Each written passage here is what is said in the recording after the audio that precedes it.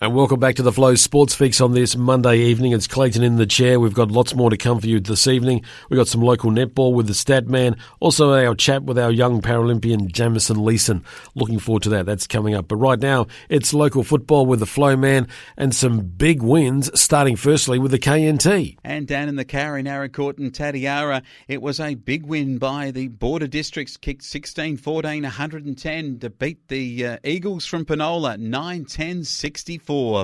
Kingston firmed up as a premiership favourite with a 10-goal win over Keith. It was 15-10, 100 to 5-7, 37. The Saints are marching in right now, that is for sure. They're having a great season. Lucendale took on Kaiby Bowlight, and the knife's going to be out for the coach down at Lucendale because they were done by Kaiby 14-14, 98 to Lucendale 10-13, 73. And another honourable loss for Sammy and his Chargers, but they're not getting the job done right now. Kaiby Bowlight, though, will be thrilled with that win over one of their arch rivals in Lucendale, and had Harris kicking 4. Mardling booted 3 for Lucendale and tried pretty hard. Mundalla tried very hard and did the job over their old foe, Bordertown. 16-14, 110 to 10-8, 68. And the Moots from the Swamp on their home deck weren't going to give this one up.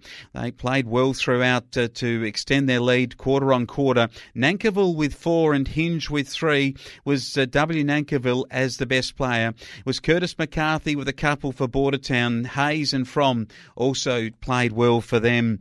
And finally, Naracoorte 12-10, 82 back to the winners list to beat a wayward Panthaway 9-17, 71, an 11-point margin. Naracoorte continuing their push towards the top 5, but Panthaway are losing the games that you're expecting them to win. But Naracoorte with Slorick with 4 and Taggart 3. Too much power up forward. Cox with 4 for Panthaway, continuing his goal-kicking efforts for the season. Let's move to Mid-Southeast now, and wins to Kalangadoo over Robe was 11-7, 73 to the Robe Roosters. It wasn't enough. The Magpies on their home deck, 13-15, 93. Robe was successful in the reserves and in the senior and junior Colts for the day. Congarong too good for Glencoe, 14-17 to 8-10. It was Port MacDonald, 12-17, 89. Too good for Hatherley, 10-10, 70 in a good match. And then it was Mount Burr, 24-18 to an improved Nangwarry, 6-9, 45. Still a big margin there of 117 points, but Nangwarry been getting beaten by significantly more than that. Over to Mallee football, and Lamoureux are starting to push their cause this year with a big win over Murrayville. This was well played to the Hawks. They got up and won this game convincingly in the end, 21-16, 142 to 8-8, 56. And that is a big scoreline. It was Jackson who led the way for Lamoureux. He was able to get on the score sheet regularly and boot 6 goals, and Big Will Werner added 3 goals to that and to be one of the leading goal kickers in the comp. In other matches, and the one that I was at commentating with the MFL TV, Pinaroo 14-17, 101. They were too good for Karoonda, 6-7, 43. And Pinaroo got 6 or 7 really good midfielders, including Alex Keogh, young George Heinze. Jenna is another good one. Maloney is very good too. Baker booted 4, and Xander for his club Karoonda booted 2. Just really undermanned Nathan Brown, one of their better players. And finally, in the results in Mallee, it was BDT 15-10, 100 to beat Peak 7-7, 49. I think the match of the day, in some respects, they were all one-sided, but this one was expected to be maybe a bit closer. And, the only thing that came out of it for Peak was that Adrian Pedrick, the Peak stalwart, once a BDT person too, was on hand to open the Tintinara club rooms after the match. A 51-point victory to the boys from the Crows as they opened their new club rooms. And finally, in this part of the world, Jervois win the Warren Schenke Cup in the RiverMurray by beating Imperials 12-11, 83 to 11-9, 75. In other matches, Meningi, they finally got a win. It was a terrific win. And Jace Regan called it here on the Friday Night Sports Show. He said he's getting off the fence and he's tipping Meningi.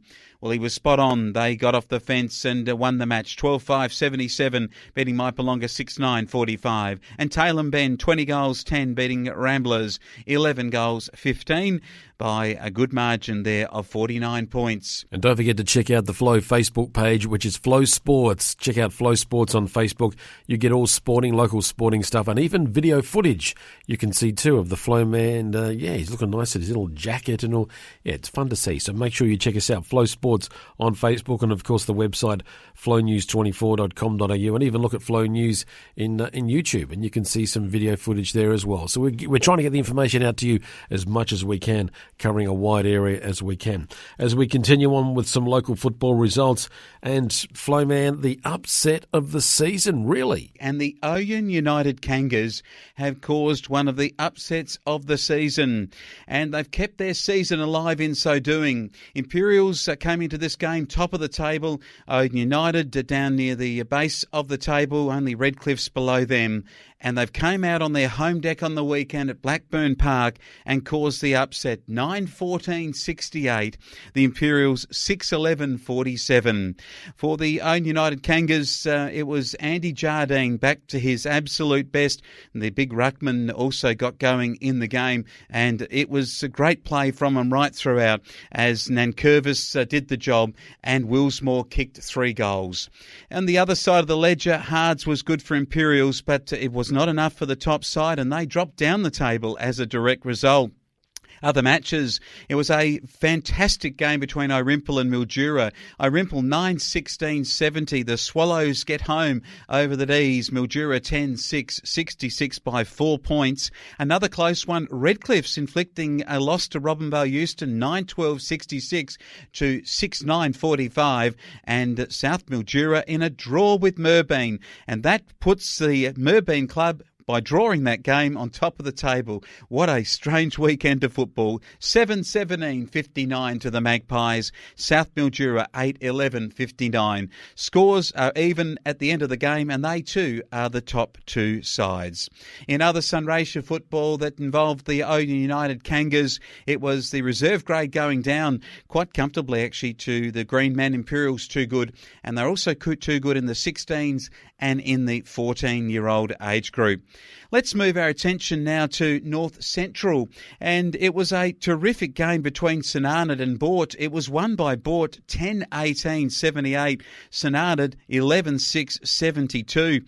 What about this though? Another close one between Donald and Charlton, and Charlton keep their finals hopes alive and put a dent in Donald's because they won 11-12-78 to the Royal Blues 10-12-72. Great match of football, and the locals said right down to the wire it went. But in the end, Charlton coming from behind in the last quarter, booting 5 goals to 1, overcame the Royal Blues. Goss with 3 for the Royals and McGrath 3 for Charlton. Mackenzie and Finlay and B. Walklate for the Navies, and Foster, Burke and Witherow were the better players for the Royals. Other matches, a one-sided affair when Birchip Watcham beat their old foe Witcher-Proof Narraport 25-12, 162 to 3-7-25. It was a very, very big scoreline. Unfortunately, Witchy just haven't got the players to go with the better sides.